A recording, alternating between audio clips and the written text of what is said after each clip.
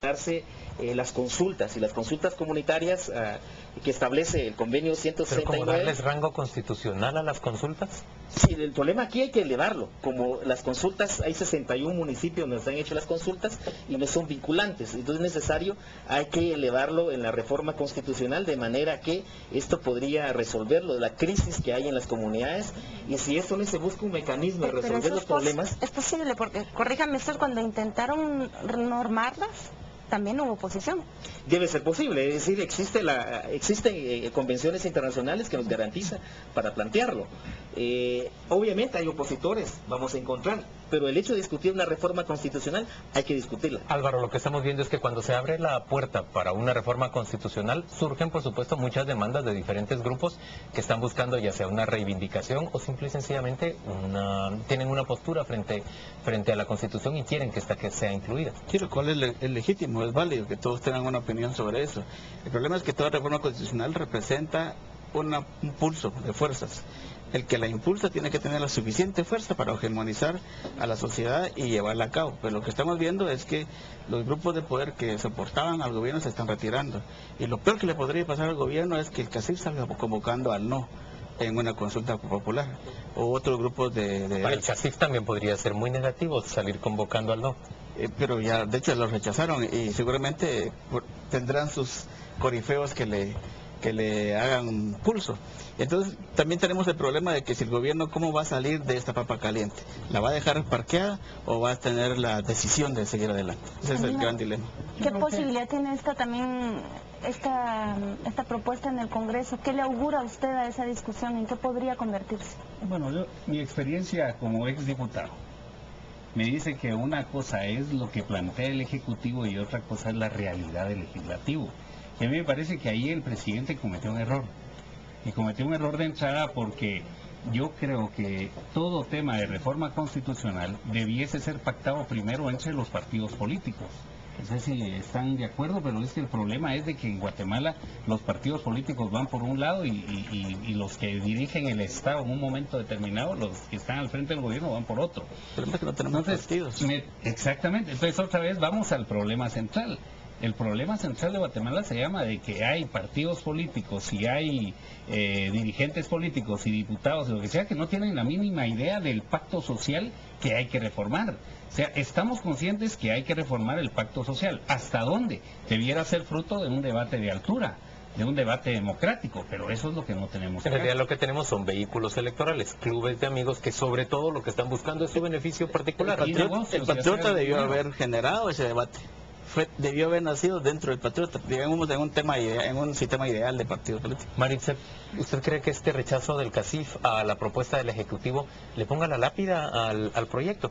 Es posible, nos parece que el rechazo del CACIF es más por el artículo número 1 de la propuesta del Ejecutivo. ¿Por qué le pondría nervioso al CACIF que se declare pluricultural, multilingüe el Estado? Lo que sucede es que cuando se reconoce el Estado pluricultural permite avanzar, digamos, en el tema del territorio. El reconocimiento al territorio de los pueblos indígenas permite, en el caso, ahora estamos planteando o plantearemos una propuesta que tiene que ver la defensa del territorio. Mario, es muy difícil de discutir este tema del territorio de los pueblos indígenas en apenas 5 minutos que tenemos por delante, pero ¿acaso es Guatemala, el territorio de Guatemala, uno en donde se encuentran claramente separados un pueblo indígena de un pueblo mestizo, por ejemplo, como sí lo es en Canadá? Aquí no ocurre eso. Hasta en las urbes indígenas hay una fuerte población mestiza.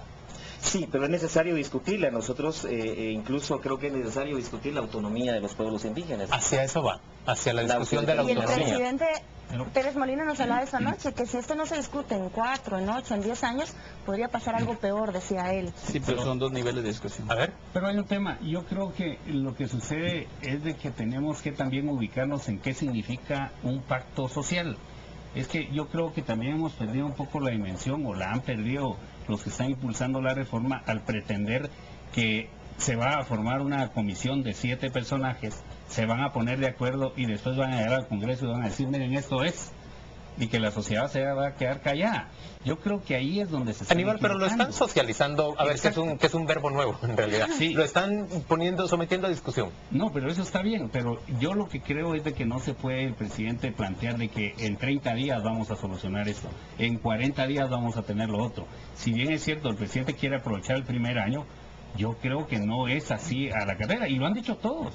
Si miramos a todos los columnistas, dicen hay que socializar esto al máximo, y por eso lo ideal sería la Asamblea Nacional Constituyente, pero no están dadas las condiciones para convocar con los... Álvaro, si vamos a Asamblea Nacional Constituyente, tenemos prácticamente un 33% del patriota, y yo no quiero ser agorero de nada, pero creo que tendría poco más o menos un 30% líder. Yo soy creyente de la Asamblea, pero no están dadas las condiciones, como dijo Aníbal.